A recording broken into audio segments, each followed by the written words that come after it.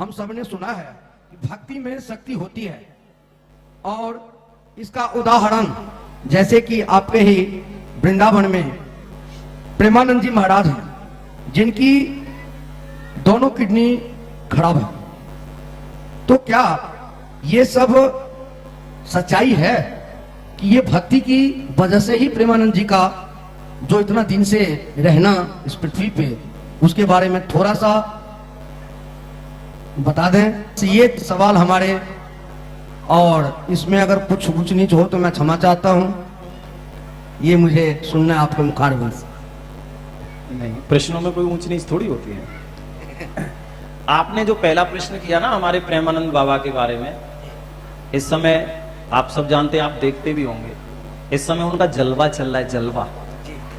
और हमारे देखो, हम तो उनको प्रेमानंद बाबा को हम हमारे वृंदावन में रहते हैं वो, इसलिए हम एक तरह से उनको इस वक्त सनातन के भीष्म पितामह की श्रेणी देते हैं इस समय।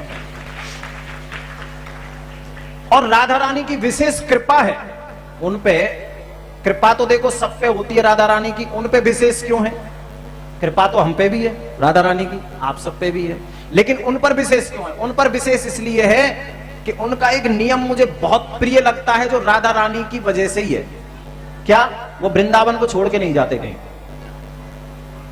वो वृंदावन को छोड़ के, उनके पास कितने कितने ऑफर आते हैं कि महाराज चलो कुछ आप वहां प्रवचन करना। पता है, हमारे यहाँ कहा जाता है कि हम जैसे वक्ता जो कथा करते हैं, जो वृंदावन को छोड़ के कभी कहीं जा रहे हैं, कभी कहीं जा रहे हैं, कभी कहीं जा रहे हैं, हमारे वृंदावन में ऐसी मान्यता है कि उनको किशोरी जी भेजती हैं, ब्रज से बाहर जाओ। क्यों? बोले ये तुम्हारी सजा है। वृंदावन से बाहर जाना वो हम लोगों के लिए एक तरह से सजा है। अच्छा, ये राधा रानी क्यों क्यों हमको सजा देती है? ये कि हमको वृंदावन से बाहर भेजने की सजा देती है। हमसे कोई भूल में, कोई चूक में, कोई अपराध बना, ठीक है, मैं सब वक्ताओं की बात कर रहा हूं, जो जो बाहर जाते हैं, कोई अपराध बनता है, राधा रानी कहती हैं इस अपराध को मिटाने जाओ। क्यों? क्योंकि प्रचार करो कृष्ण नाम का, उससे तुम्हारा एक तो तुम्हारे पाप खत्म हो रहे हैं, एक जो लोगों के पाप हैं उनको भी खत्म करो और वृंदावन छोड़ के जाओ। जय श्री राम। लेकिन प्रेमानंद बाबा वृंदावन को नहीं छोड़ते हैं, इसीलिए किशोरी जी की उन पर बहुत बड़ी कृपा है। तुम्हें पता है, बिरले ही संत ऐसे होते हैं जो ब्रज को छोड़ के नहीं जाते। आजकल लाइमलाइट में ऐसा ये सोशल मीडिया चल रहा है, किसको नहीं है जाने का, किसका मन नहीं करता? कोई विदेश जाना चाहता है, कोई कहीं जाना चाहता है, कोई, लेकिन सच्चे संत भैया ऐसे ही होते हैं। सच्चे संत ऐसे ही होते हैं। ऐसा कौन है जो उनसे मिलने नहीं आता? ऐसा कौन सेलिब्रिटी है जो नहीं आता? देखो, हम सेलिब्रिटियों के पास जाएं, अगर हम किसी सेलिब्रिटी से मिलने जाएं, पता है लोग सेलिब्रिटी किनको कहते हैं? फिल्म के हीरो हो, फिल्म की हीरोइन हो, उनको हम लोग सेलिब्रिटी कहते हैं। लेकिन वो सेलिब्रिटी कैसे हैं पता है? बड़े खतरनाक वाले हैं। अभी मैंने एक ऐसा दृश्य देखा, कुछ लोग राम मंदिर में आए थे, अभी राम मंदिर का उद्घाटन हुआ, उसमें भगत जी राम मंदिर में ऐसे सेलिब्रिटी आए जिन्होंने कुछ समय पहले ही यह बयान दिया था कि हमको तो गाय का बीफ बहुत अच्छा लगता है। हाँ, नाम नहीं लूंगा मैं, बताओ, वो उनको सेलिब्रिटी मानते हैं लोग जो गाय का मांस खाते हैं। गाय के सेलिब्रिटी हैं? थूको ना इन पे।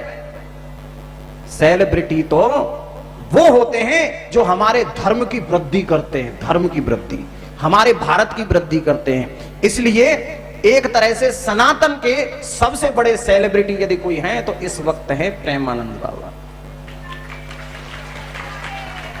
मालूम है, कई लोग संत की परिभाषा नहीं जानते, कई लोग ऐसे लोगों को संत बताने लग जाते हैं, वो संत है ही नहीं।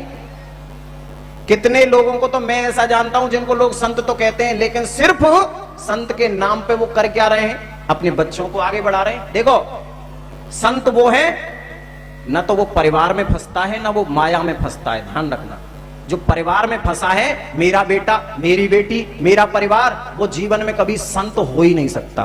प्रेमानंद बाबा की विशेषता यही है, उनमें परिवारवाद भी नहीं है, ना कोई उनके आगे है ना कोई उनके पीछे है। जैसे हमारे उत्तर प्रदेश के मुख्यमंत्री हैं योगी जी, एक तरह से प्रेमानंद बाबा योगी भी हैं। और उनकी एक और विशेषता है भगत जी, वो फालतू के फॉलोवर बढ़ाने के चक्कर में फालतू के प्रवचन कभी नहीं देते।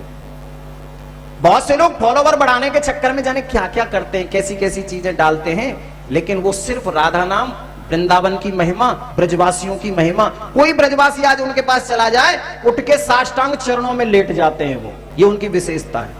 क्यों? क्योंकि वो मानते हैं ऐसा कि ब्रजवासी साक्षात कृष्ण का ही रूप होता है। ये उनकी विशेषता है, और उन जैसी विशेषता शायद बिरलों में ही मिलती है। इसलिए प्रेमानंद बाबा को हम सब एक बार प्रणाम करते हैं।